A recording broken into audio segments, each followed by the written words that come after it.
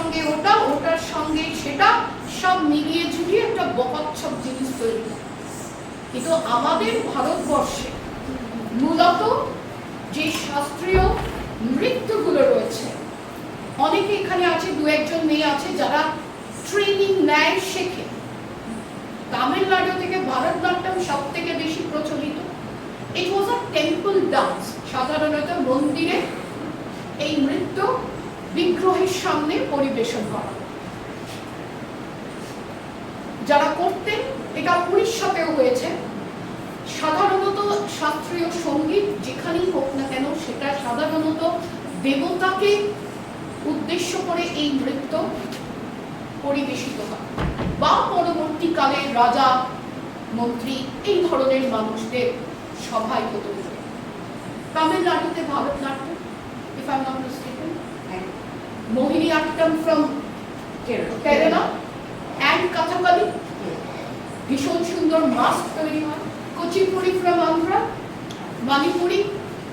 মণিপুর থেকে, আর Kathak mainly from Uttar Pradesh, out থেকে।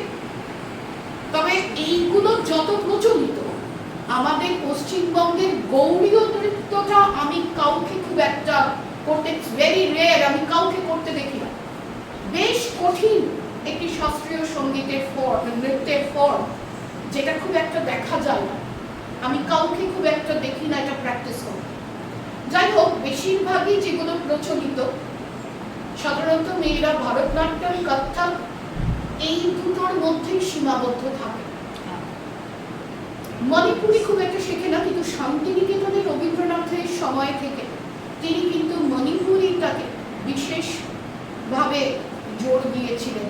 এখানে শুধু ভেবো না যে মহিলারাই শুধু এই নৃত্য পরিবেশন করে।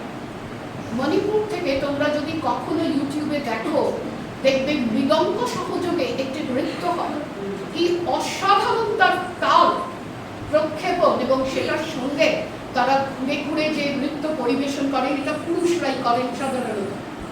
অসাধারণ দেখতে, অসাধারণ লাগে। সাদা পোশাকে করেন, মাথায় সাদা ফেটটি বেঁধে, অসাধারণ লাগে। সেটাকে পঞ্চদম বলা হয়। হ্যাঁ, এবং বেশিটাই এখানে কৃষ্ণ বন্দনা থেকেই করা হয়। অনেক কিছু রয়েছে, আমি এত জানি না, কিন্তু দেখতে, নিজে নাচতে পারি না বলে নাচটা দেখতে খুব পছন্দ করি, পড়াশোনাটা করতে পছন্দ করি। কারণ আমার মনে হয় it's one of the best form, যেখানে পুরো মন, শরীর, মানে নিজের আত্মা থেকে আরম্ভ করে প্রত্যেকটা মাথার চুল থেকে মাথায় পায়ের নখ পর্যন্ত যেখানে ইনভলভ থাকে। সেই জন্য আমি বলবো, খুব মন দিয়ে ওনারা কি দেখাচ্ছেন, ওনারা কারা আগে সেটা আমি বলছি, ওনারা যা দেখাবেন সেটা দেখবেন। তার মধ্যে বিশেষ করে বলা দরকার, আমাদেরই এক প্রাক্তন ছাত্রী আছে, অত্যন্ত দুষ্টু মেয়ে ছিল, এখন বড় হয়ে গেছে। ও রয়েছে আজকে স্নেহা প্রধান, আর রয়েছেন উদিতা ম্যাডাম, যার এই নাচের স্কুলটা রুদ্রাগ্নি। অনেকে এটা চিনবে, আমাদের স্কুল থেকে যদি আমরা সোজা আরসালানের দিকে হাঁটতে থাকি, ডান দিকে অমরেন্দ্র সুইটস থেকে যদি লাহা কলোনির দিকে যে রাস্তাটা যাচ্ছে, খানিকটা গেলে একটা ফ্ল্যাট বাড়ির নিচে মানে প্রথম শুরু হয়। ওনাদের বোধহয় আর একটা ব্রাঞ্চ আছে। মেয়েরা লাল, অরেঞ্জ, রেডিশ অরেঞ্জ, ভার্মিলিয়ন কালারের আর কালো কালারের ইউনিফর্ম পরে নাচ শিখতে যায়, আমি দেখেছি। ওনারা যেরকম পরে এসছেন, এটা ওনাদের মানে ইউনিফর্মের কালার। তো ওনারা বলবেন, আমি এত জানি না, উদিতা ম্যাডামরা বলবেন। ওনারা এই চত্বরে, এই এলাকায় অনেক স্কুলে গেছেন, করেছেন। ওনারা আমাদের কাছে একটা রিকোয়েস্ট রেখেছেন, করুণাদি বিশেষ করে বলেছেন, এবং করুণাদির কথা তো আমরা ফেলতে পারি না। তিনি আমাদের খুব কাছের মানুষ, ভীষণ ভালোবাসেন আমাদের সকলকে। সেই জন্য করুণাদি যখন একবার বললেন না, আমারও খুব উৎসাহ জাগলো, এবং উদিতা ম্যাডামের সাথে কথা বলে ওনারা এই ওয়ার্কশপটা, কর্মশালাটা করছেন। দেখতেই পাচ্ছ ওখানে রুদ্রাগ্নি বলে লেখা আছে। শাস্ত্রীয় নৃত্যের কর্মশালা। ওনারা কি দেখাবেন আমি বলবো না, ম্যাডাম বলবেন, ওনারাই করবেন, বাকিটা ওনাদের হাতে। আমি খুব আশা নিয়ে আছি যে আজকে আমরা অনেক কিছু শিখবো, যাতে আমরা যখন আবার নাচ শেখাবো বা ওই আবার প্রোগ্রাম হবে, তখন এইসব কিছু জিনিস হয় দিকে যাবে, আমরা হয়তো সেখান থেকে কিছু কিছু জিনিস নিয়ে নিজেদের কিছু কেন মানে কিছু নেব, কারণ সবটা নেওয়ার মতন ক্ষমতা হয়তো আমাদের নেই, আমরা নিজেদের সমৃদ্ধ করব। দেখো, ভালো লাগবে, কথা বলবে না, নিজেদের মধ্যে আলোচনা করবে না, কি বলে মন দিয়ে শুনবে, কারণ এর পরে 9-10 যেটা করবে সেটা তার একটা রিপোর্ট রাইটিং করবে। সেই জন্য খুব মন দিয়ে শুনবে, ভেবো না যে দেখলাম শুনলাম ভুলে গেলাম, আমি ভুলবো না, ক্লাসে গিয়ে দেখাবো, দিদিমণিরা ভুলবেন না। আমি আত্রে ভারতীয় শাস্ত্রীয় নৃত্যের উপর এই কর্মশালাটি আজকের প্রজন্মের কাছে উপস্থাপন করার অনুমতি দেওয়ার জন্য রুদ্রাগ্নি ক্রিয়েটিভ অ্যান্ড ক্লাসিক্যাল ডান্স একাডেমির তরফ থেকে গিরিবালা সরকার বালিকা বিদ্যালয়ের প্রধান শিক্ষিকাকে আমরা আমাদের আন্তরিক কৃতজ্ঞতা জানাই। উপস্থিত সকল শিক্ষিকাদের প্রণাম ও ছাত্রীদের শুভেচ্ছা জানিয়ে আজকের কর্মশালা শুরু করছি। আজকের বিষয় ভারতীয় শাস্ত্রীয় নৃত্য শৈলীর পরিচিতি ও উপস্থাপনা। শুরু করব একটি স্তুতি দিয়ে, তারপর আমি বাকিটাতে আসছি। ওম গুরুর ব্রহ্মা গুরুর বিষ্ণু গুরুর্দেব মহেশ্বরঃ গুরুর সাক্ষাৎ পরম ব্রহ্ম তস্मै শ্রী গুরবে নমঃ।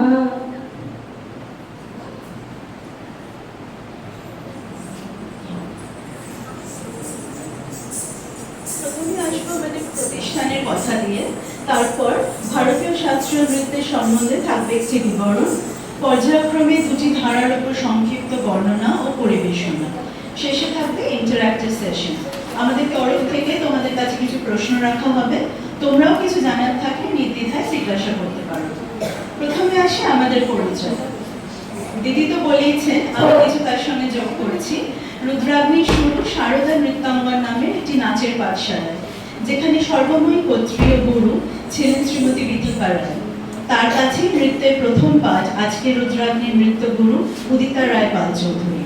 পরবর্তীতে ওড়িশি নৃত্যকলায় ওনার প্রথম গুরু গুরু শ্রীমতী রাজরূপা দে, পর্যায়ক্রমে গুরু মুরলীধর মাঝি, গুরু গিরিধারী নায়ক, গুরু রতিকান্ত মহাপাত্র এবং বর্তমানে তিনি গুরুর শ্রীমতী অলকা কাননকর শিষ্যা। ভরতনাট্যম নৃত্যে ওনার প্রথম গুরু গুরু শ্রী দেবজি বল, পর্যায়ক্রমে গুরু শ্রীমতী মালবিকা সেন, গুরু শ্রী প্রশান্ত চট্টোপাধ্যায় এবং বর্তমানে তিনি গুরু শ্রী পার্শনাথ উপাধ্যায়ের শিষ্যা। ভারতীয় শাস্ত্রীয় নৃত্যের দুটি ধারা আমাদের শিক্ষাঙ্গনে শেখানো হয়, ভরতনাট্যম ও ওড়িশি, সঙ্গে ক্রিয়েটিভ ডান্স ও তাইকুন্ডো। ক্লাস হয় দুটি ফ্লোরে, একটি শ্যামপুকুরে দিদি বলেছেন, অন্যটি শোভাবাজার শতদলের কাছে। 2026-এ 16 বছর পেরিয়ে 17-এ পদার্পণ করছি আমরা। এই স্বল্প পরিসরে আজ রুদ্রাগ্নির প্রাপ্তির ঝুলিতে যেমন রয়েছে বিভিন্ন প্রতিযোগিতায় দলীয় নৃত্যে প্রথম স্থান অধিকার, তেমনই একক নৃত্যেও আছে প্রথম স্থান, সেরা সেরা সম্মান। গুরু শিষ্য পরম্পরার ধারক বাহক রুদ্রাগ্নি শুধু নৃত্যশিল্পী তৈরি করে না, প্রতিভা সম্পন্ন পরিশ্রমী যোগ্য ছাত্রছাত্রীদের নির্বাচন করে সামগ্রিকভাবে গড়ে তোলে আগামী দিনের শিক্ষক শিক্ষিকা। আজ আমাদের মধ্যে উপস্থিত থাকা প্রত্যেক শিক্ষিকার উত্তরণ কিন্তু এই প্রতিষ্ঠানের শিক্ষার্থী থেকে, তারা আজ একাধারে ছাত্রী এবং শিক্ষক। তোমরা যাদের পারফরমেন্স দেখবে, যাদের কথা শুনবে, প্রত্যেকে কিন্তু এখান থেকেই শিখেছেন এবং এখানেই তারা এখন শিক্ষকতা করছেন এবং শেখার যেহেতু শেষ নেই, তারা কিন্তু এখনো শিখে যাচ্ছেন। যেমন আমাদের গুরুও শিখে যাচ্ছেন, আমরা সবাই শিখে যাচ্ছি। এবার ভারতীয় শাস্ত্রীয় নৃত্যের মূল বিষয়বস্তুর উপর বলার জন্য আমরা আহ্বান জানাচ্ছি আমাদের রুদ্রাগ্নির নৃত্য গুরু শ্রীমতী উদিতা রায় পাল চৌধুরী।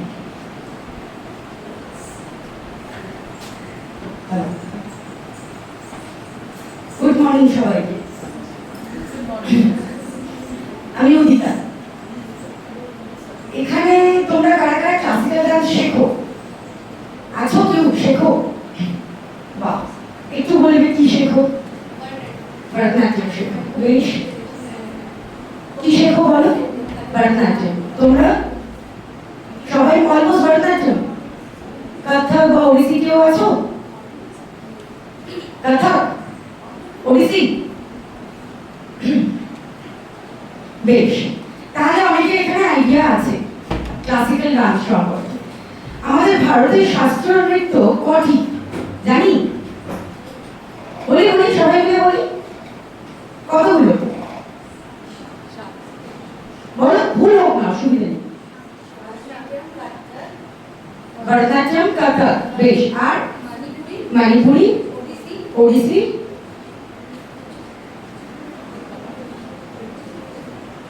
বাকি কথাকলি, আর কুচিপুড়ি, মোহিনীঅট্টম, সত্রিয়। সত্রিয়। কে বললো সত্রিয়? Thank you ma'am. তাহলে 8টা। এই 8টা ক্লাসিক্যাল ডান্স ফর্ম সঙ্গীত নাটক একাডেমি, মিনিস্ট্রি অফ কালচার থেকে অ্যাফিলিয়েশন পেয়েছে।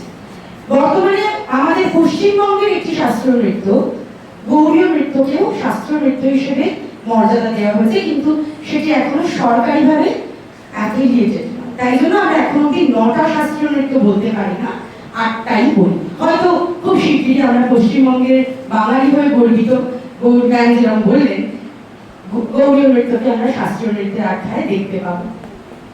এই ক্লাসিক্যাল ডান্স ফর্মগুলো কোথা থেকে আসে আমরা জানি, কোন কোন স্টেট থেকে বিলং করে আমরা জানি। ভরতনাট্যম তামিলনাড়ু থেকে, কথক উত্তরপ্রদেশ থেকে, ওড়িশি ওড়িশা থেকে, মণিপুরি মণিপুর থেকে, কথাকলি কেরালা, মোহিনীঅট্টম অলসো কেরালা। আর কি বাকি রইল? কুচিপুড়ি, সত্রিয়। কোথায়? সত্রিয় আসাম। আসাম। তাহলে এই স্টেটগুলো প্রত্যেকটাই আমরা ক্লাসিক্যাল ডান্স ফর্মের সাথে অ্যাসোসিয়েট আমরা দেখতে পাচ্ছি। এই ক্লাসিক্যাল ডান্স ফর্ম কি? কে বল জানি? বলো বলো, ভুল হোক না, অসুবিধা কি? বল বল বল বল, শিখছিস তো ছোটবেলা। বল। বল। হ্যাঁ, ক্লাসিক্যাল ডান্স ফর্মটা কি?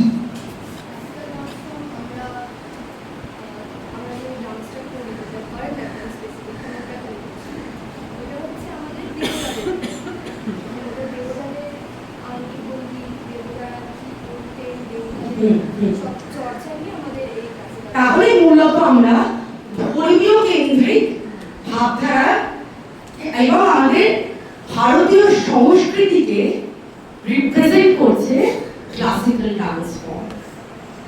আমাদের ভারতবর্ষে দু রকমের ডান্স ফর্মকে আমরা চিনি, একটা হচ্ছে লোকনৃত্য, একটা শাস্ত্রীয় নৃত্য। লোকনৃত্যটা কি? যেটা লোকাল কালচার, মানে আমাদের লোকাল আচার অনুষ্ঠান, বিয়ে, পুজো, এই ধরনের অনুষ্ঠান কেন্দ্রিক যে আচার নিয়ে একটা নৃত্য, সেটা হচ্ছে লোকনৃত্য। যেমন ধরো কোনো বিয়েকে কেন্দ্র করে একটা উৎসব হচ্ছে, সেটা লোকনৃত্য। কোনো পুজোকে কেন্দ্র করে, যেমন ধরো গরবা গুজরাটে, ভাংড়া, এইগুলো হচ্ছে লোকনৃত্য, যেটা লোকাল কালচার, যেটার জন্য প্রপার ডিসিপ্লিন দরকার পড়ে না, যেটার জন্য যেটা মানুষ মন থেকে আনন্দ করে করছে, স্বতঃস্ফূর্তভাবে করছে। কিন্তু লোকনৃত্যের পাশাপাশি ক্লাসিক্যাল ডান্স, শাস্ত্রীয় নৃত্যটার প্রয়োজন পড়ছে, সেটা কোট আনকোট একটা প্রপার ট্রেনিং, একটা নিয়মানুবর্তিতা, ডিসিপ্লিন, এটার একটা পরিধি বাধা। সবটা এই যে ডিসিপ্লিনটা, এই ডিসিপ্লিনটা ফলো করা হয় একটি শাস্ত্র ধরে। সেই শাস্ত্রটাকে বলা হয় নাট্যশাস্ত্র। সেই নাট্যশাস্ত্র কে তৈরি করেছিলেন জানি?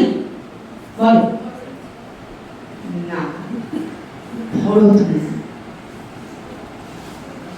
বহু বহু বছর আগে, এক্স্যাক্টলি কোনো টাইম সেখানে বলা নেই, ভরতমুনিকে এই নাট্যশাস্ত্র তৈরির একটি গল্প আছে, যদিও সেই গল্পের এক্স্যাক্টলি কোনো প্রমাণ আমরা পাই না। এই প্রমাণটা আমরা পুরাণ থেকে শুনে আসছি, সবটাই শ্রুতি, কোনো রিটেন আমরা পাইনি।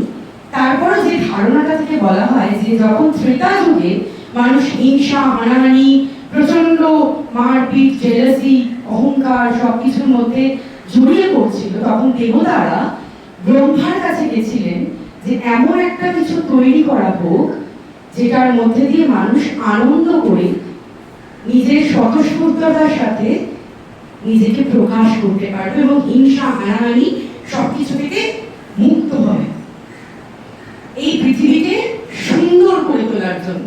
তখন 5টা বেদ, এটাকে বলা হয় পঞ্চম বেদ। ব্রহ্মা 4টে বেদ, আমাদের ঋগ্বেদ, সামবেদ, যজুর্বেদ, অথর্ববেদ। এই চারটে বেদকে অ্যাসেম্বল করে চারটে বেদ থেকে বিভিন্ন জিনিস নিয়ে, যেমন কোথাও থেকে পাঠ্য, কোথাও থেকে গান, কোথাও থেকে অভিনয়, কোথাও থেকে সংলাপ নিয়ে তিনি একটি সেপারেট বেদ রচনা করেন, যেটাকে বলা হয় নাট্যবেদ। এবং এই ব্রহ্মা নাট্যবেদ তুলে দেন ভরতমুনির হাতে। সেই ভরতমুনি তার 100 পুত্র এবং অপ্সরাদের নিয়ে একটা ট্রেনিং করে, তাদের শেখান, সেইখানে নাট্যশাস্ত্র অ্যাপ্লিকেশন শুরু হয়। জানতাম নটরাজ আমাদের নাচের দেবতা, আমরা তাকে নৃত্যের ভগবান বলে পুজো করি।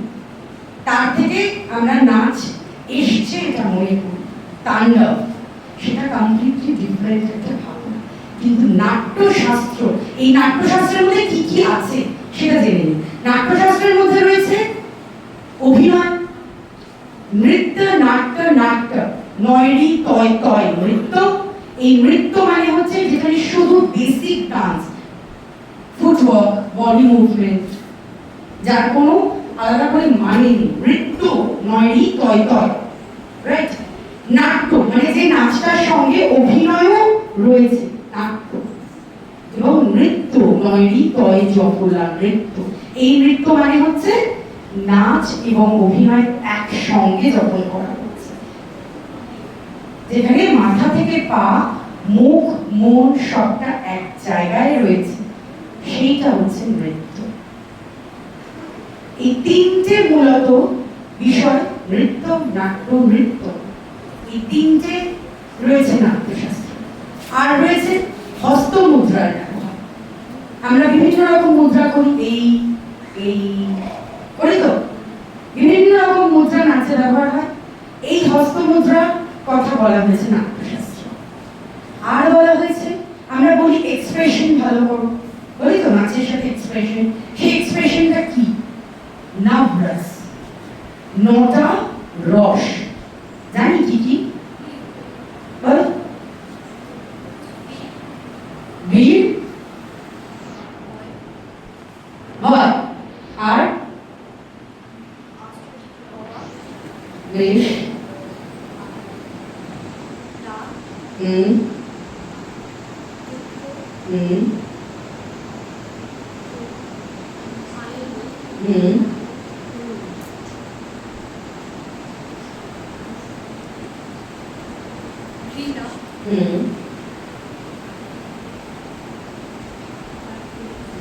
আমি বলি এবার নাট্যশাস্ত্রের ভাষায়। শৃঙ্গার, শৃঙ্গার মানে হচ্ছে সাজ পোশাক।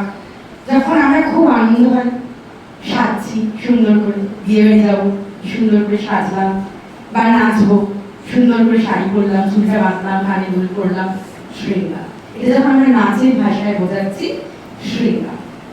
হাস্য, কোনো ফানি মুভমেন্ট করছি, হাস্য, হা হা হা হা করে হাসছি, হাস্য।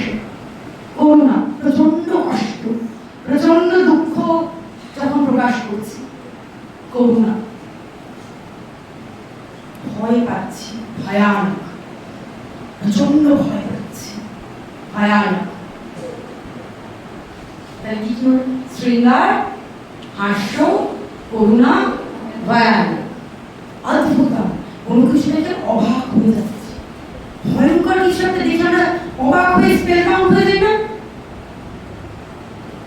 অদ্ভুতম, প্রচন্ড ঘৃণা হচ্ছে, বিভৎস কিছু দেখে, কিছু খারাপ জিনিস করে, বিভৎস। কটা হলো?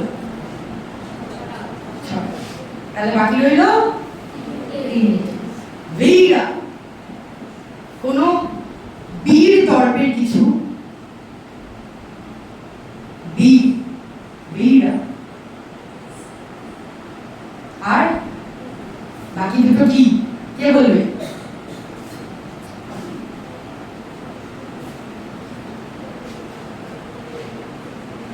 শৃঙ্গার,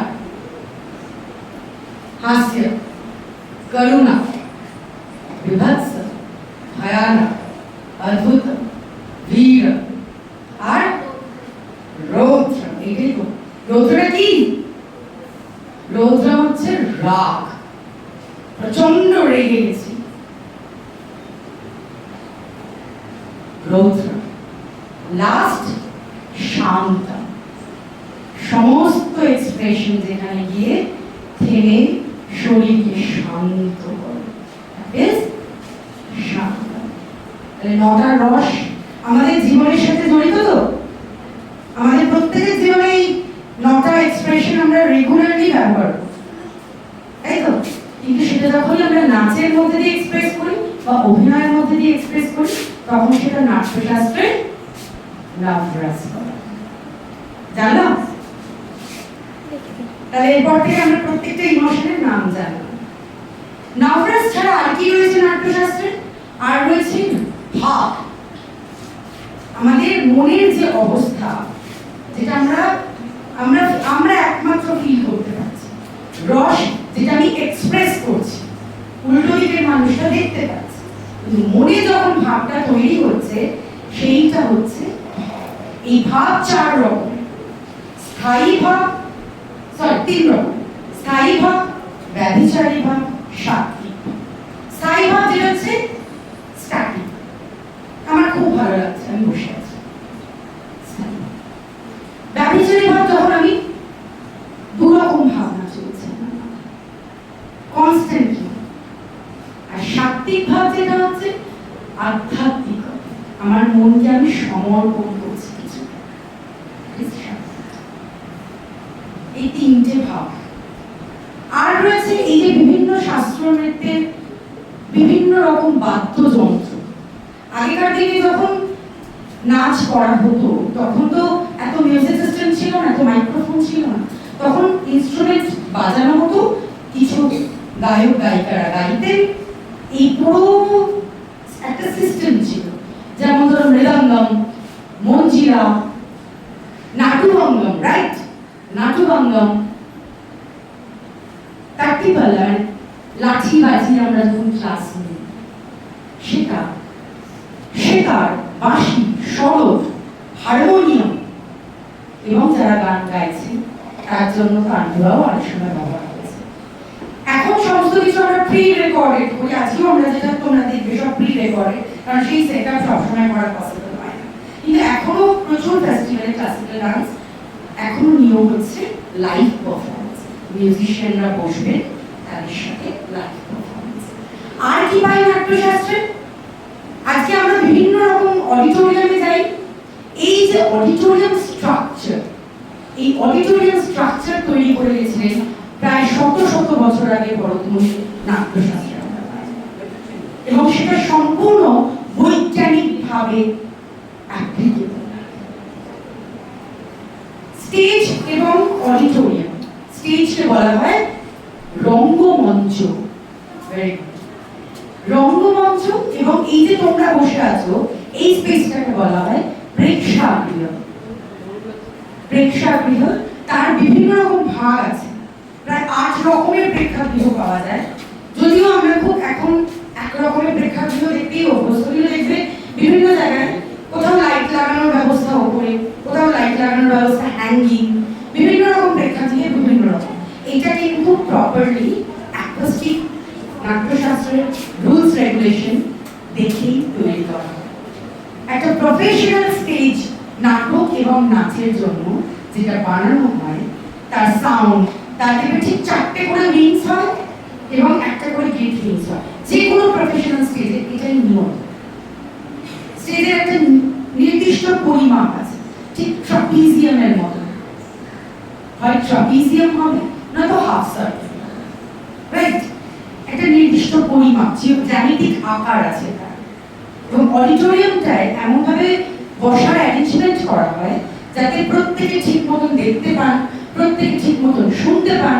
দেখবে গ্যালারি করা হয়, বেশিরভাগ প্রফেশনাল স্টেজ গ্যালারি, রাইট? তাহলে সেই গ্যালারিটা করা হয় কেন? যাতে বিভিন্ন হাইটের মানুষও সবটা সমানভাবে দেখতে পায়। এই ব্যবস্থা কিন্তু করে যাওয়া হয়েছে বহু বহু বছর আগে। যদি হিস্ট্রির বিভিন্ন প্রত্নতাত্ত্বিক রিসার্চ ওয়ার্কগুলো তোমরা দেখো, মাটি খুঁড়ে মানে আদি যুগে প্রচুর এমন অডিটোরিয়াম পাওয়া গেছে, যেগুলো কিন্তু এইরকম গ্যালারি পাওয়া গেছে। প্রচুর আর্কিওলজিক্যাল সার্ভে অফ ইন্ডিয়া যদি কখনো ঘুরতে যাও, সেখানে দেখবে এরকম অডিটোরিয়ামের ছবি রাখা আছে, যেগুলো মাটির নিচ থেকে পাওয়া গেছে, এরকম অডিটোরিয়াম গ্যালারি। রাজস্থান বা বিভিন্ন জায়গায় দেখবে এরকম অডিটোরিয়াম, ওপেন অডিটোরিয়াম আছে, মাঝে স্টেজ, চারপাশে গ্যালারি, এরকম স্টেজ করা আছে। সেগুলো কিন্তু সমস্ত নাট্যশাস্ত্র মেনটেন করে। মাঝখানে স্টেজ হতো, মাঝখানে পারফরমেন্স হতো, চারিপাশে দর্শকরা বসে, এই সিস্টেম কিন্তু নাট্যশাস্ত্রে আমরা জানি। তো তাহলে আমরা কি কি জানলাম নাট্যশাস্ত্রে? আমরা তাহলে প্রেক্ষাগৃহের ব্যবহার পাচ্ছি, শাস্ত্রীয় নৃত্যের ব্যবহার পাচ্ছি, দু রকম কালচার, লোকধর্মী, নাট্যধর্মী, মানে এই যে বললাম folk culture, classical culture. Classical শব্দটা মানে শাস্ত্রীয় শব্দটার মধ্যে রয়েছে ডিসিপ্লিন, প্রচন্ড নিয়মানুবর্তিতার মধ্যে সাধনা না করলে শাস্ত্রীয় নৃত্য শেখা যায়। এই যে অনেকে তোমরা হয়তো মনে করবে টিভিতে ভীষণ ইন্টারেস্টিং ডান্স বাংলা ডান্স দিচ্ছি, কিন্তু ডান্স বাংলা ডান্সে যাওয়ার জন্য সেই সাধনাটার কোনদিন প্রয়োজন খুব একটা পড়ে। তাই জন্য যারা ডান্স বাংলা ডান্সে উইনার হয় তাদেরকে কি আমরা পরে দেখতে পাই? কিন্তু সেই ডান্স বাংলা ডান্সে যদি কোনো প্রপার ক্লাসিক্যাল ডান্সার থাকে, তার ডান্স বাংলা ডান্সের ইমেজটা তাকে কিন্তু বাঁচিয়ে রাখবে না, তার প্র্যাকটিস তাকে বাঁচিয়ে রাখবে, তার নাম যশ খ্যাতি, তার সাধনা তাকে বাঁচিয়ে রাখবে। ক্লাসিক্যাল ডান্স একটা নিয়মানুবর্তিতা। খুব ছোট্ট থেকে যারা নাচ শিখছে, আজকে তোমরা দেখবে আমার যে সকল ছাত্রছাত্রীরা আজকে তোমাদেরকে নাচ দেখাবে, তারা খুব ছোট্ট থেকে আমার কাছে শিখেছে বা অন্য কারোর কাছে শিখেছে। প্রপার একটা ডিসিপ্লিনের জার্নির মধ্যে দিয়ে গিয়ে তারা আজকে কিন্তু কেউ কেউ টিচার হয়েছে। এখানে আরো অনেকে আছে যারা নাচটা মেইন স্ট্রিম সাবজেক্ট নিয়ে পড়াশোনা করছে। এখন কিন্তু প্রত্যেকে হয়তো অনার্স পড়বার ভাবনা চিন্তা করো, নাচটা নিয়ে অনার্স পড়া যায়। এখন কলকাতায় এবং ওয়েস্ট বেঙ্গলে বহু ইউনিভার্সিটিতে মেইন স্ট্রিম সাবজেক্ট হিসেবে নাচ পড়াশোনার সাবজেক্ট। ভরতনাট্যম, ওড়িশি, কত্থক, মণিপুর, কথাকলি, এইগুলোতে অনার্স পড়া যায়। Rabindra Bharati university, presidency university, Visva Bharati university, এই সমস্ত SNU university, sister Nivedita university, সমস্ত ইউনিভার্সিটিতে কিন্তু performing arts honours, masters, PhD, postdoc সবই করা যায়। সেটার জন্য সাধনা রয়েছে।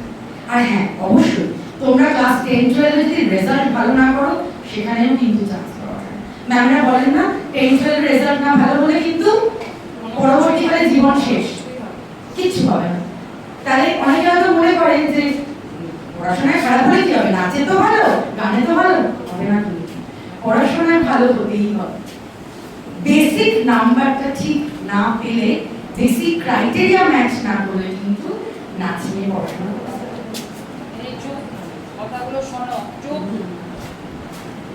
তোমাদের মধ্যে যদি কেউ মনে করো কখনো নাচ নিয়ে বা গান নিয়ে বা মিউজিক নিয়ে পড়াশোনা করবে, আমরা তাদের হেল্প করতে রাজি।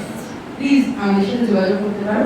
আমরা তাদের অবশ্যই, আমার আন্ডারে যারা যারা পড়াশোনা করছে, এখানে রবীন্দ্রভারত থেকে মাস্টার্স করেছে ওড়িশি নৃত্যে, একজন পড়ছে, এটি দাদা এসে লিখবে সায়ন, ও আমার সিনিয়র স্টুডেন্ট, রবীন্দ্রভারত থেকে গ্রাজুয়েশন নিয়ে পড়ছে। অনেকে মনে করে ছেলেরা নাচ নিয়ে পড়াশোনা করবে, নাচ নিয়ে পড়াশোনা করে এরকম অনেকে আছে যারা কিন্তু বিভিন্ন রিকগনাইজড ইউনিভার্সিটিতে তারা প্রফেসর। আমার নিজের একজন কবি কিন্তু একটা ইউনিভার্সিটির প্রফেসর, তিনিও পুরুষ। তাহলে এটা সম্ভব। স্বপ্ন দেখতে গেলে কিন্তু সেটা নাচ নিয়ে নয়, যে কোনো সাবজেক্ট স্বপ্ন দেখতে গেলে সেই স্বপ্নটাকে বাস্তব করার জন্য পড়াশোনাটা না করলে হবে। নাচ নিয়েও পড়াশোনাটা করতে হবে। পড়াশোনা যদি না করি, আমার বেসিক ক্লাস 5, 6, 7, 8 এর ম্যাথস ভালো না, ইংলিশ ভালো না, হায়ার স্টাডিজে পড়তে গেলে ইংলিশ শেখা ভালো লাগছে না, নাচ দেখবো, দেখবো না, একটু শুনে কথা বলবো না, কথা বলে কি হবে, আমাদেরও দেরি হবে, তোদেরও দেরি হবে, কি হবে? এরপরে আসবো দুটো ক্লাসিক্যাল ডান্স ফর্ম নিয়ে তোদের কাছে ব্রিফ ডেসক্রিপশন। সেই দুটো জন্য আর আমি বেশি সময় নেব না, যারা তোদেরকে ব্রিফ করবে তাদের থেকে।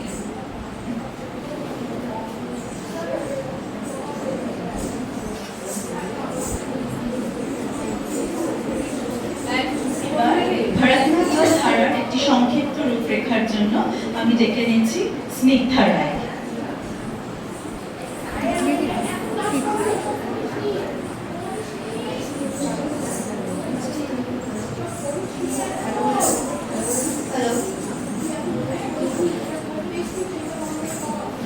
নমস্কার, আমি স্নিগ্ধা। আজকের কর্মশালাটা মোটামুটি আমরা প্রধান দুটি নাচ নৃত্যশৈলী নিয়ে কথা বলতে এসেছি। তার মধ্যে একটি হলো ভারতনাট্যম, যেটার ইতিহাস এবং বেশভূষা নিয়ে আমি তোমাদের সামনে কিছু কথা তুলে ধরতেছি।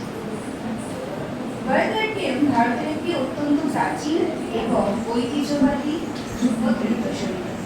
দক্ষিণ ভারতে তামিলনাড়ু বিভিন্ন মন্দিরের সংস্কৃতি থেকে উৎপত্তি লাভ করা এই নৃত্যশৈলী যুগ যুগ ধরে তার শাস্ত্রীয় বিশুদ্ধতা বজায় রেখে আজ বিশ্বমঞ্চে ভারতের এক অন্যান্য সাংস্কৃতিক গর্ব হিসেবে উঠে এসেছে। ভারতনাট্যম শব্দের অন্তর্নিহিত যে মিনিংটা রয়েছে সেটা অত্যন্ত গভীর। মূলত ভারতনাট্যমের প্রথম তিনটি অক্ষরের মিনিংই পুরো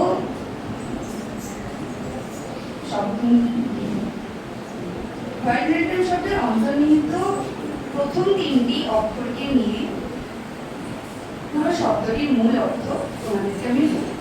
ভারতনাট্যমের ভ থেকে ভাগ, র থেকে রাগ, ত থেকে তাল, এই ভাগ, রাগ আর তালের সমন্বয়ে যে নৃত্য পরিবেশিত হয় তাকে আমরা ভারতনাট্যম বলে থাকি।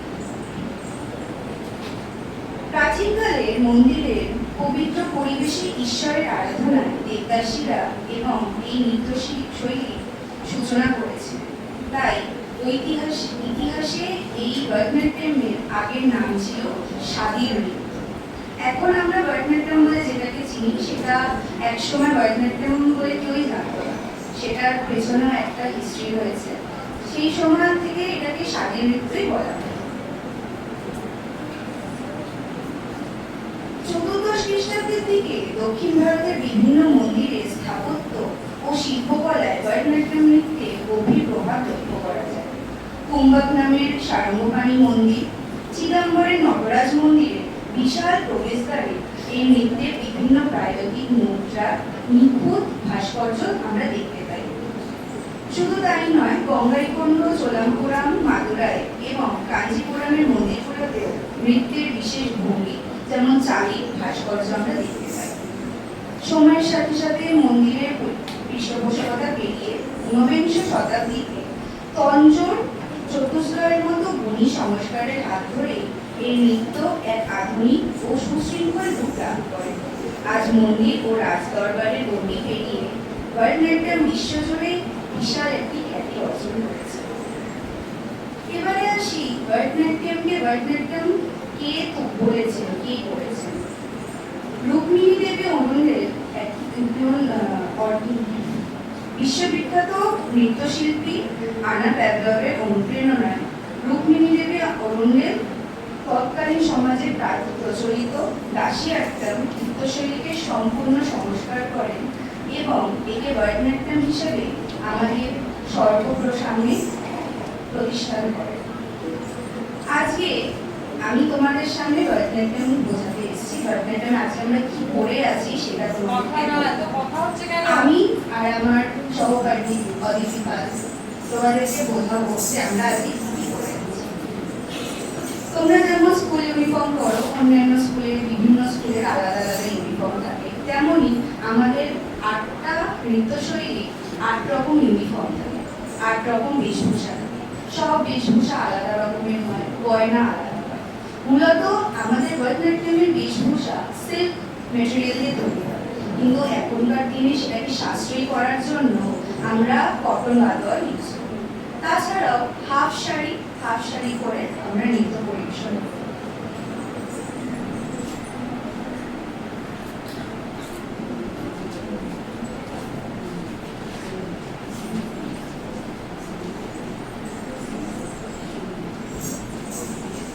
আজকে আমরা মাথায় যেটা পরে আছি সেটা হচ্ছে টিকলি ছাড়াও আমরা মূলত ভরতনাট্যমে টায়রা বা মেথি চুট্টি পরে থাকি। ডান দিকে সূর্য, বাঁ দিকে চন্দ্র, যেটাকে আমরা সূর্যার চান্দ্রা বলি। কানের মধ্যে থাকে ঝুমকার সাথে থাকে থরু, এবং কান টানাটা যেটা ওটাকে মার্বেল বলা হয়। খোপার মধ্যে আমরা মাঝখানে রাখুটি, এবং বিনুনির সঙ্গে শেষে আমরা কুঞ্জালাম বেঁধে থাকি। গলায় ছোট হার, যেটা ছোট হারকে আমরা বলে থাকি আদিগাই, এবং বড় হারকে আমরা মালা বলে থাকি। নাকে নাকথু এবং সাইড মুকুটি আমরা বলে থাকি। হাতের বালায় যেটা পরি আমরা তাকে বলা হয় বালায়া। এবার ভরতনাট্যমের আরেকটা হ্যান্ডের আমাদের অলঙ্কার থাকে যেটাকে বাজুবন্ত।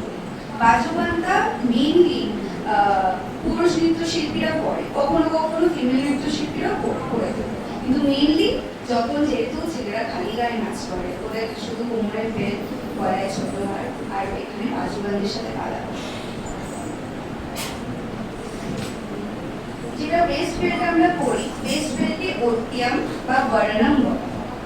সর্বশেষে নৃত্য পরিবেশনের আগে আমরা ঘুমুর পরি, ঘুমুরকে আমরা সালাঙ্গাই করি। এবার ভরতনাট্যমের সম্পর্কে আমি এতক্ষণ বললাম। এবার ভরতনাট্যমের ভূমি প্রণাম আমাদের কেন দরকার এবং নাচের ভরতনাট্যমের কিছু বেসিক বলার তোমাদের দেখানোর জন্য আমি আমার গুরু বিদ্যারায়চৌধুরীকে ডেকেছি।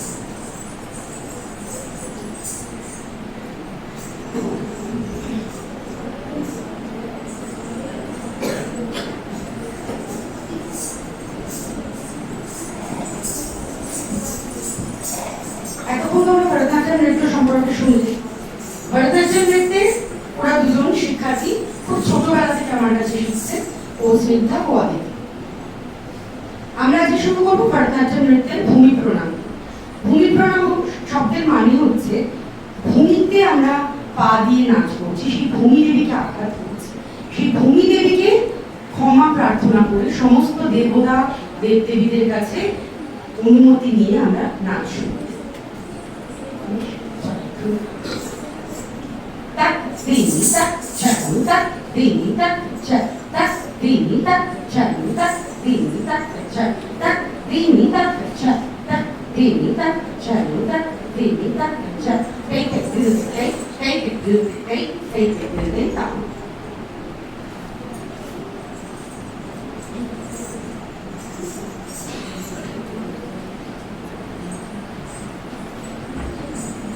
যে কোনো শুভ কাজের সূচনায় সর্বপ্রথম স্মরণ করা হয় সিদ্ধিদাতা মঙ্গলময় শ্রী গণেশকে।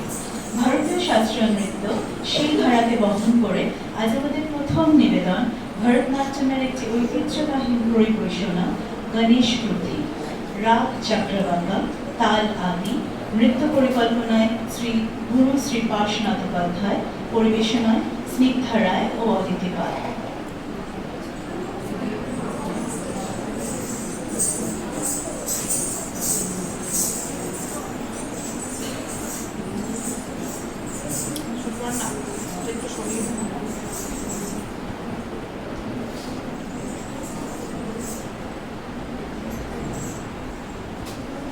गजानन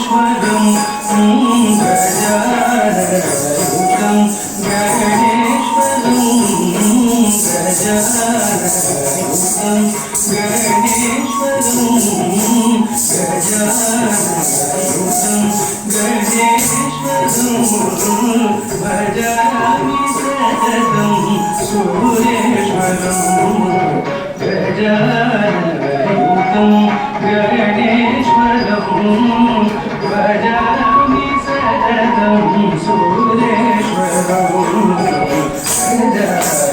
गजाननयुतं गणेश्वरं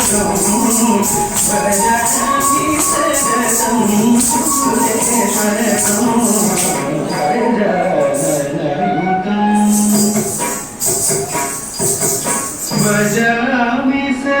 सुरेश्वरं भजामि सततं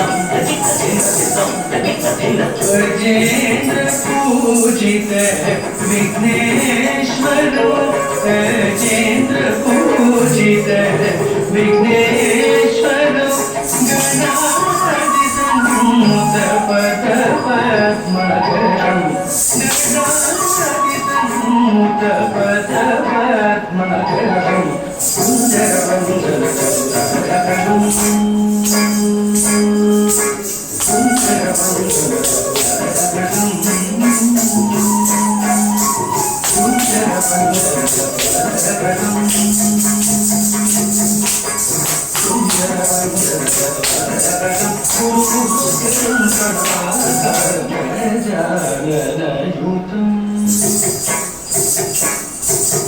भजामि सततं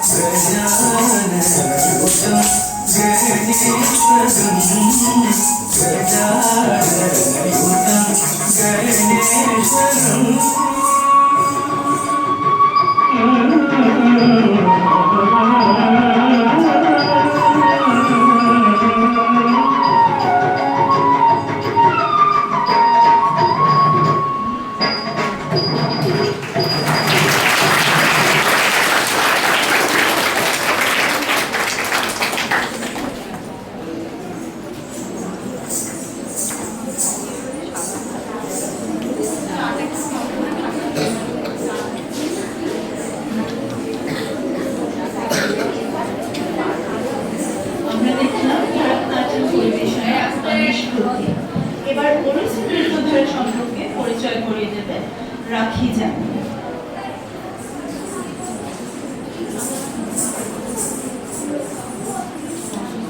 সবাই কেমন আছো? নমস্কার, আমি রাখি জানা। এতক্ষণ তোমরা ভরতনাট্যমের একটি সুন্দর উপস্থাপনা দেখলে, আশা করি সবার খুবই ভালো লেগেছে। যারা ভরতনাট্যম শেখো তাদের তো খুবই ভালো লেগেছে, তাই তো? আচ্ছা, কারোর ইন্টারেস্টেড শেখার জন্য? পরে আলোচনা করবো এটা নিয়ে, হ্যাঁ, তাহলে বোর হয়ে যাবে তোমরা। আচ্ছা, কেউ বলতে পারবে আমি কি পড়ে রয়েছি? Very good. আমি একটি ওড়িশি আটায়ার পড়ে রয়েছি, ঠিক আছে? ওড়িশি কোথাকার নৃত্য কেউ জানো? Very good. আর famous temple Konark, Surya temple বা সূর্য মন্দির। এই ওড়িশি নৃত্যটি প্রধানত জগন্নাথ দেব, আমরা জানি ভগবান জগন্নাথ দেব যে পশ্চারে বসে থাকেন, সেই পশ্চারটাকে ডিপেন্ড করে পুরো নৃত্যটি হয়ে থাকে। হ্যাঁ, তো মূলত এই ওড়িশি নৃত্যটি আমরা যে ৮টা শাস্ত্রীয় নৃত্য জেনেছি, তার মধ্যে এটিও একটি অন্যতম নৃত্য, যেখানে ভগবানের উদ্দেশ্যে বিভিন্ন দেবদেশীরাই করে থাকেন। ওকে, এবার এটা কিছু ইতিহাস আছে বা কোথা থেকে এটা উৎপত্তি হয়েছে সেটিও রয়েছে। আমি একে একে তোমাদের কিছু কিছু ইনফরমেশন দিতে থাকবো, পুরোটা তুমি বলতে পারবো না কারণ আমাদের কাছে সময় ভীষণই কম। ওকে, তার মধ্যে আজকে শনিবার বাড়ি যেতে হবে। আমরাও বাড়ি যাব।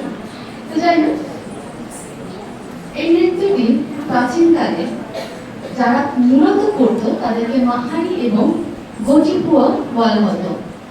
এবার প্রশ্ন হচ্ছে মাহারি কারা? মাহারি, এই মাহারি শব্দটি এসেছে মহান এবং নারী, এই দুটি অর্থ যারা ভগবানের সেবায় নিবেদিত নারী। ওড়িশার মূলত জগন্নাথ মন্দিরে এই মাহারিরাই দেবদাস হিসেবে পুজো করত বা নিজের নৃত্যটি উপস্থাপনা করত। এই ওড়িশি নৃত্যের উৎপত্তি এবং এই বিকাশে মাহারিদের অত্যন্ত একটি গুরুত্বপূর্ণ ভূমিকা রয়েছে। যারা এই জগন্নাথ মন্দিরে এবং যারা নৃত্য এবং সঙ্গীতের মাধ্যমে সেবা করতেন, যারা ভক্তিমূলক এবং শাস্ত্রীয় নিয়মে আবদ্ধ হয়ে তাদের যে ভক্তিটা সেটা ভগবানের সাথে ভগবানের কাছে তুলে ধরতেন।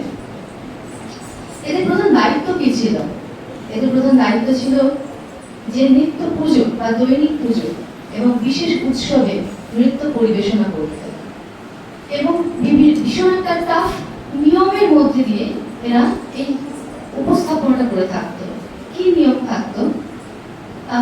মন্দিরের ভেতরে তারা তাদের নৃত্যকে উপস্থাপন করতো শুধুমাত্র ভগবানের সামনে, সেটা বাইরে কেউ দেখতে পেত না। পরে আস্তে আস্তে পর্যায়ক্রমে সেই নৃত্যটি প্রথমে পুরোহিতদের সামনে উপস্থাপনা হতো, তারপর যারা বাদ্যযন্ত্র বাজাতেন তাদের সামনে উপস্থাপনা হতো এবং পর্যায়ক্রমে সেটি আমরা সর্বসমক্ষে পরিবেশন করতে থাকি। আচ্ছা, এবার এর কিছু প্রকারভেদ আছে। কি আছে না, ভিতর গাউনে। আমি আগে যেটা বললাম যে এরা মন্দিরের ভেতরেই তাদের পরিবেশন উপস্থাপনা করতো, তাই এদেরকে ভিতর গাউনি বলা হতো। বাহার গাউনি, যারা মন্দিরের বাইরের অনুষ্ঠান এবং শোভাযাত্রা সেখানে ওরা পরিবেশন করতে পারতেন।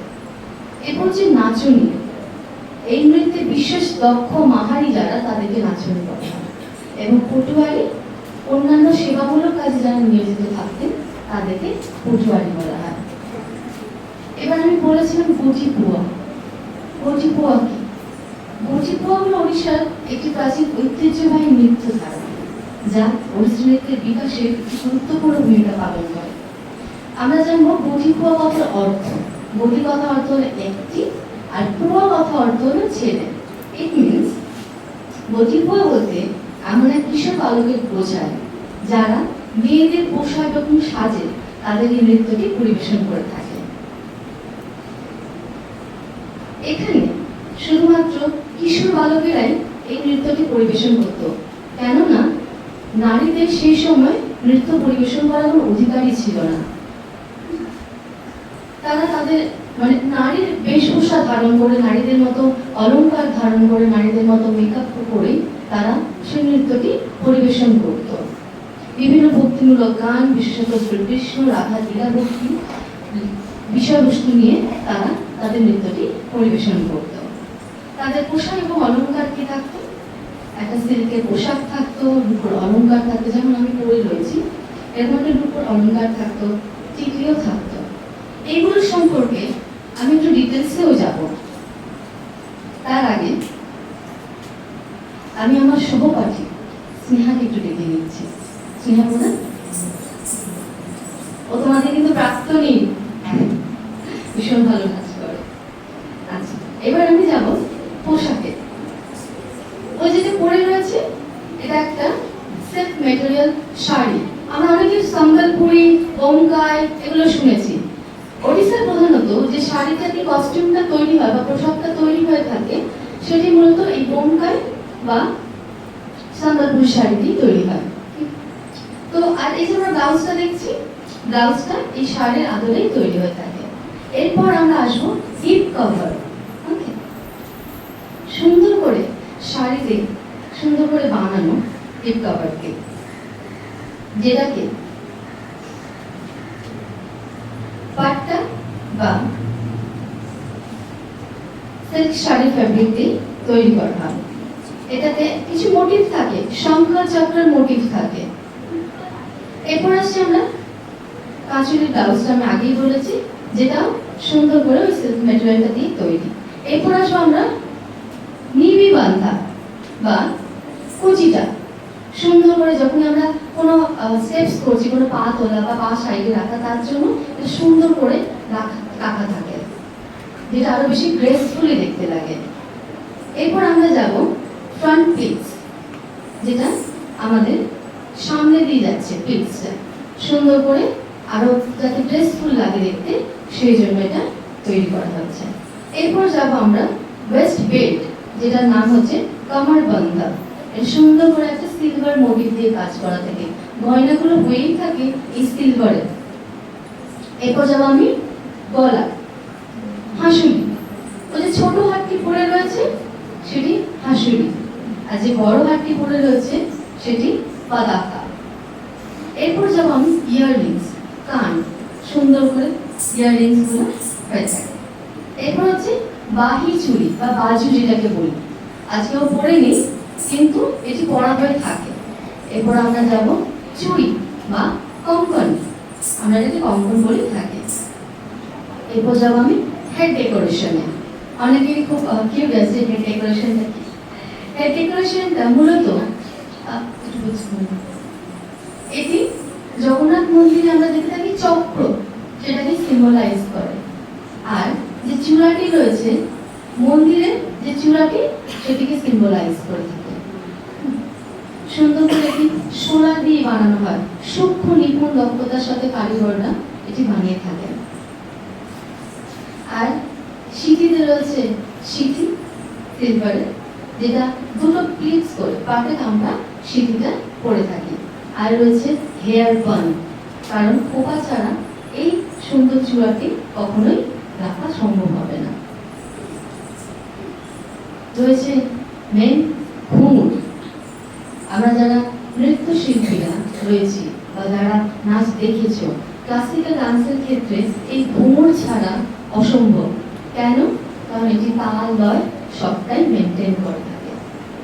আমরা এই ঘুঙুর, অনেকে দেখবে ঘুঙুর পরে জুতো পরে রাস্তা দিয়ে হেঁটে বেড়ায়, এটা কি উচিত কখনো? কেন বলো তো? কেউ বলতে পারবে? কেউ বলতে পারবে কেন পড়া উচিত না? বলো। একদম, এটাই শ্রদ্ধার জিনিস। মূলত এই যে পুরো একটা পড়ে রয়েছি, এটি আমাদের কাছে ভগবান তুল্য। তাই আমরা যখন অঞ্জলি দিই, আমরা কি জুতো পরে অঞ্জলি দিই? কখনো না। তাই এই ঘুঙুরটা আমাদের কাছে ভগবান তুল্য। তাই আমরা যখন ঘুঙুরটা পরবো, কখনো আমরা জুতো পরবো না, ইভেন বস্ত্রও যাব না। কারণ কি? শুদ্ধ। এই শুদ্ধ বস্ত্র আমরা কখনো সেভাবে, খুব এমার্জেন্সি না হলে যাই না, যদিও বা ঘুঙুর পরে আমরা কখনোই যাব না। রয়েছে আলতা। ক্লাসিক্যাল ডান্সের ক্ষেত্রে আলতাটা ভীষণ ইম্পর্টেন্ট। আমরা হাতেও আলতা পরে থাকি বিভিন্ন মুদ্রাস বা হ্যান্ড জেস্টার্স দেখানোর জন্য, যেটার মাধ্যমে আমরা আমাদের, ম্যাম একটু আগে ডিসকাস করছেন যে রাস, মুখাবয়, যেগুলো আমরা মুখাভিনয় করে থাকি, কাউকে যদি ডাকতে হয় সুন্দরভাবে আমরা এইভাবে ডাকবো, যদি গাছ দেখাতে হয় আমরা এইভাবে মুদ্রার সাহায্যে দেখাবো। তো সেই জন্য আলতাটা না পড়লে না ঠিক ব্যাপারটা দেখানো যাবে না, প্লেন হাতে না অতটা প্রকাশ পাবে না, যতটা আমরা আলতা পরে যতটা হাইলাইটেড হবে। ঠিক আছে? তো সেই জন্য আমরা হাতেও আলতা করে থাকি, আর পাটা সৌন্দর্য রাখার জন্য, সৌন্দর্য বৃদ্ধির জন্য আমরা আলতা করে থাকি। ঠিক আছে? এরপরে এই ওড়িশি নৃত্যের কিছু বেসিক যে স্টেপস রয়েছে আমাদের, সেগুলো সম্পর্কে বলার জন্য আমি আমার গুরু শ্রীমতী উদিতা রয় পাল চৌধুরীকে আমরা জেনে নেব। উনি ওর বিষয়ে আমাদের কাছে আর সুন্দর করবো।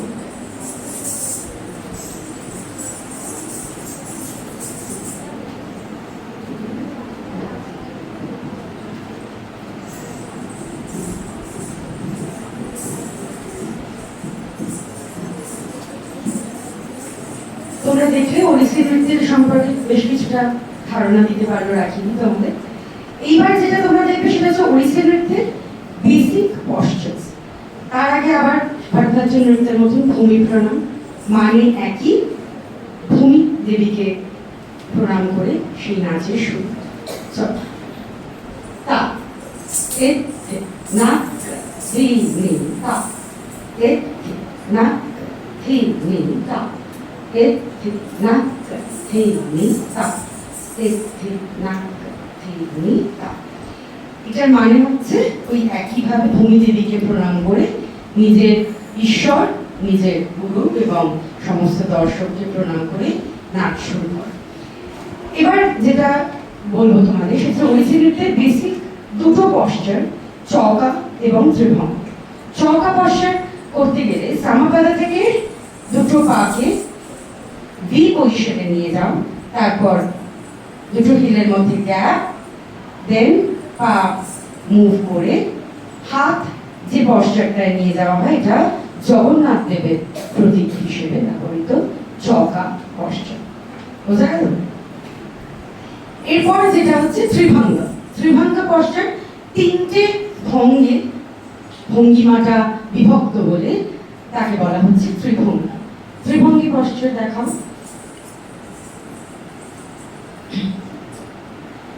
এই মাথা, কাঁধ, হিপ একদিকে এবং পা একদিকে, এই যে তিনটে ভাগ বিভক্ত হচ্ছে এটাকে বলা হচ্ছে ত্রিভঙ্গ পশ্চার। এরপর আমরা দেখে নেব এই ত্রিভঙ্গ চৌকার উপর বিশিষ্ট যেটা আধারিত একটি ওড়িশি নৃত্যের উপস্থাপন।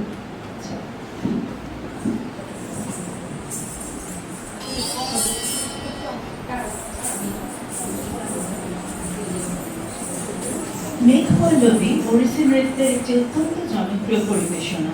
এতে বর্ষার মেঘ, বৃষ্টি, প্রকৃতির সৌন্দর্য এবং ময়ূরের নৃত্যকে শুদ্ধ নৃত্যের মাধ্যমে প্রকাশ করা হয়।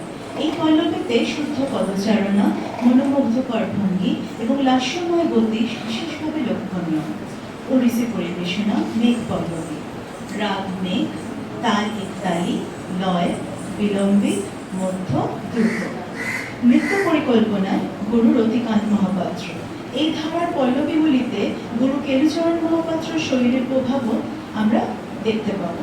পরিবেশনা রাখি জানা ও এই বিদ্যালয়ের প্রাক্তনী, এতদিন তোমরা চিনেই গেছ, স্নেহা প্রধান।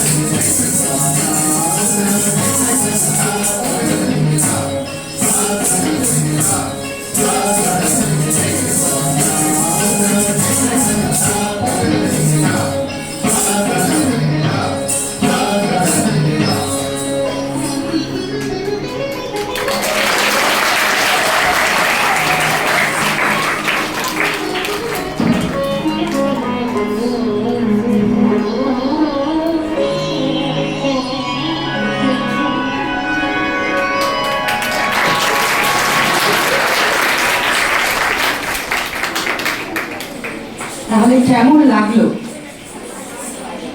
হ্যাঁ, ভালো লেগেছে? আচ্ছা,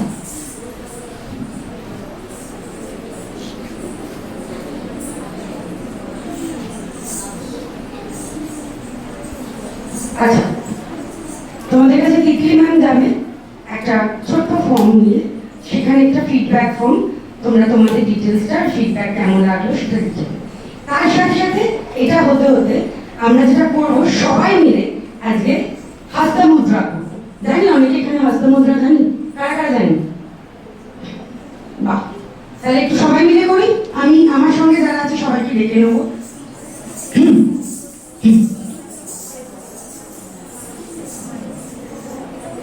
কথা বললে কি করা যাবে? আর আমাদের কাছে বেশি সময় নেই, ছুটির টাইম হয়ে গেছে না? তাহলে হস্তমুদ্রা দু রকম, কি কি? সংযুক্ত, অসংযুক্ত। সংযুক্ত মানে কি? দুটো হাত যখন সংযুক্ত হয়ে যেটা হচ্ছে সেটা হচ্ছে সংযুক্ত মুদ্রা। আর অসংযুক্তটা তাহলে কি? যখন দুটো হাত আলাদা আলাদা ভাবে অসংযুক্ত ভাবে হচ্ছে সেটা হচ্ছে অসংযুক্ত মুদ্রা। পেপারগুলোতে ডিস্ট্রিবিউট করে দিতে পারিস, তাহলে সকলে একসাথে করতে পারি।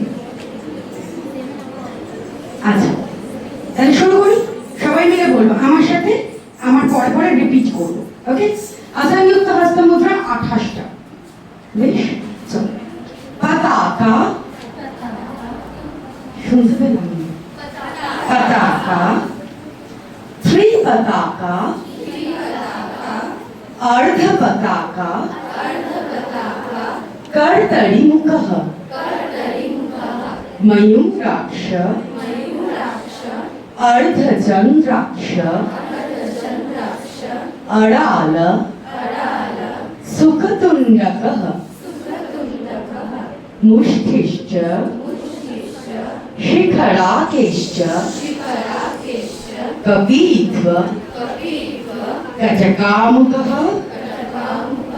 गजकामुकः गजकामुकः सूची चंद्रकला पद्मकोश सर्पशिरस्तथा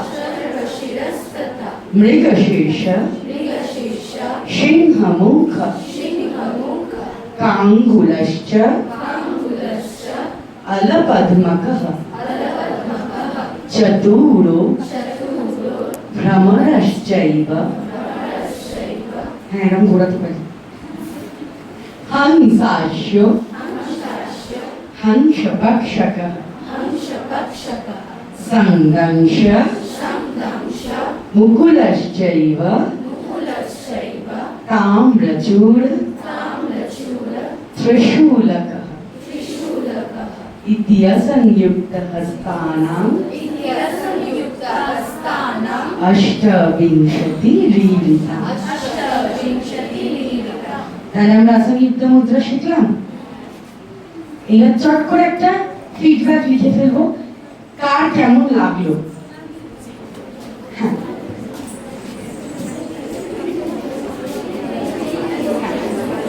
এই যে একটু বলি 5টা মিনিট সময় নেবো, 5টা মিনিট বেশি না। এই একটা ফর্ম সবার কাছে ডিস্ট্রিবিউট করে দিচ্ছে পিছনে, সিরিয়াল নাম্বার লেখার দরকার নেই, সবাই সবার নামটা লিখবে, ক্লাস সেকশন লিখবে, কন্ট্যাক্ট নাম্বার অ্যান্ড ফিডব্যাক, কার কেমন লেগেছে, বাংলায় ইংলিশে যাতে খুশি লিখতে পারে, ডিস্ট্রিবিউট করে দাও। তোমাদের এখানে কে কে ভরতনাট্যম শেখে বললে? উঠে এসো, বাকিরা লিখতে থাকো, অসুবিধা নেই, ভয় পাওয়ার কিছু নেই, আমি পরীক্ষা নিতে আসিনি। আস্তে আস্তে কথা হবে না, দেখো তোমাদের মধ্যে একটা বন্ধুটি ডাকছে।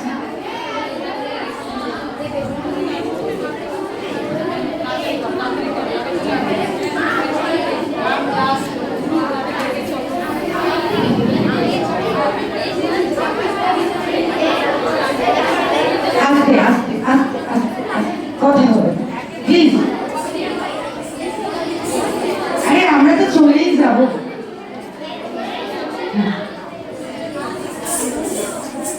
বেশ, কি শেখো? ভরতনাট্যম শেখো। হ্যাঁ শিওর, একদম।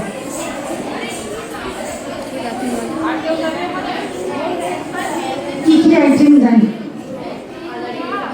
বেশ বেশ,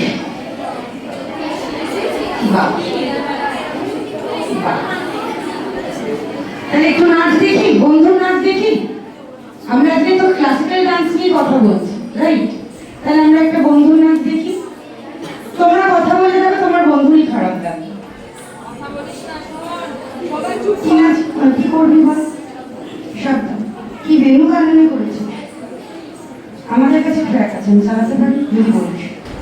বেনু কাননে রাগমালিকা মিশ্র চাপ। ওকে বেশ।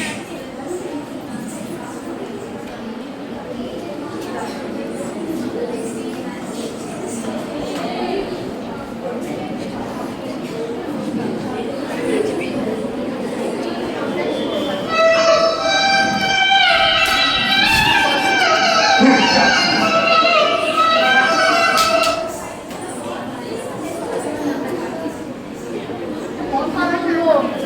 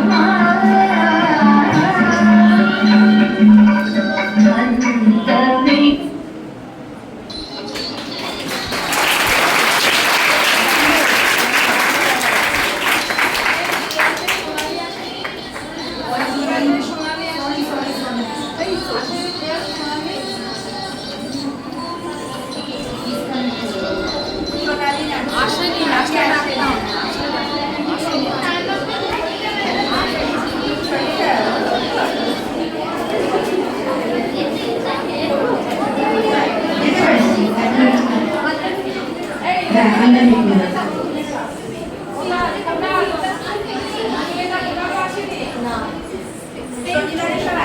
হ্যাঁ ভালো মেয়েগুলো সব আসছে।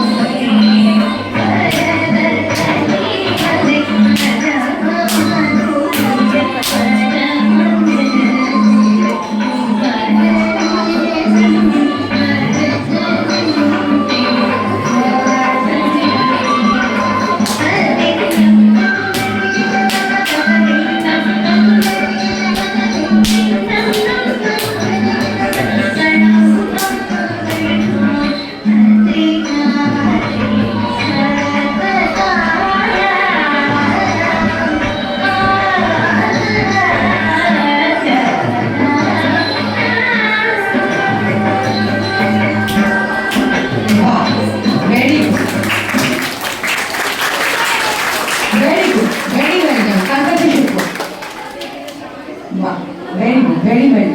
তাহলে বুঝতেই পারছো তোমাদের বন্ধুরাই কত ভালো নাচে। তোমরা কিছু দেখাতে চাও বলো।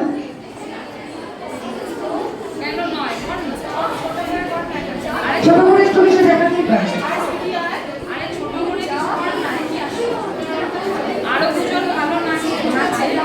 ও আচ্ছা আচ্ছা। তাহলে ক্লাসিক্যাল ডান্স শিখলেই হবে না, আস্তে আস্তে আস্তে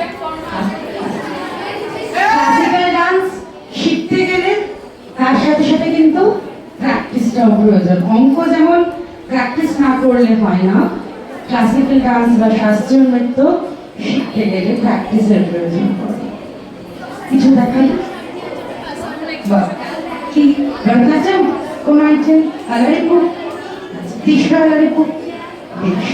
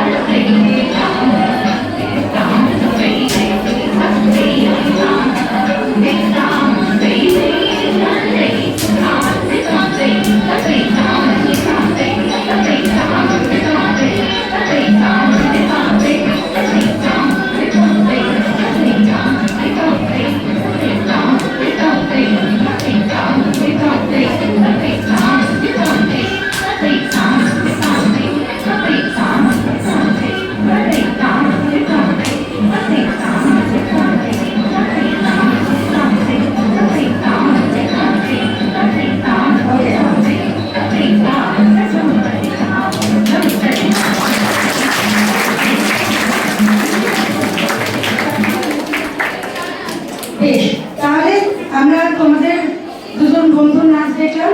এবার সব শেষে রুদ্রাগ্নির পুরো টিমের সাথে পরিচয় করিয়ে দেওয়ার কথা। আমি সবাইকে ডেকে নেবো, আমরা একেবারে ওয়ার্কশপের শেষে। আজকে যাদের যাদের সাথে তোমাদের দেখা হলো রুদ্রাগ্নি, তাদের সাথে একটু পরিচয় করিয়ে দিই। অদিতি, স্নিগ্ধা, রাখি। অদিতি রবীন্দ্রভারতী ইউনিভার্সিটিতে ভরতনাট্যম নিয়ে গ্র্যাজুয়েশন পড়ছে। ও আরেকটি ইউনিভার্সিটি থেকে সাইকোলজি নিয়ে পড়ছে।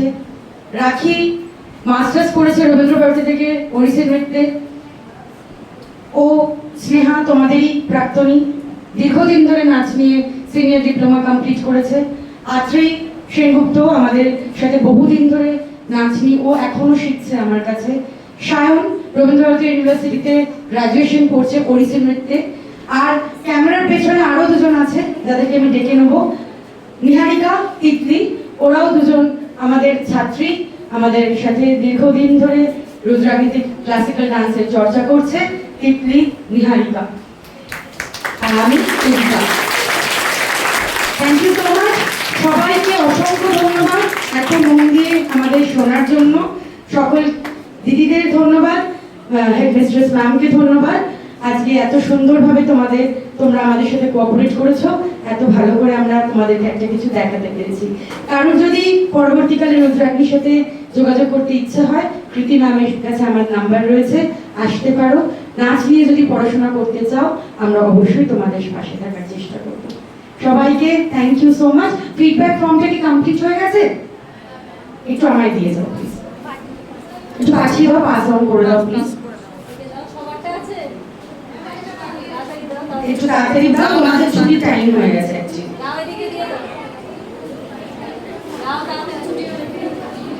এগুলো দিয়ে দেবে, তারপরে বাকি যাচ্ছে।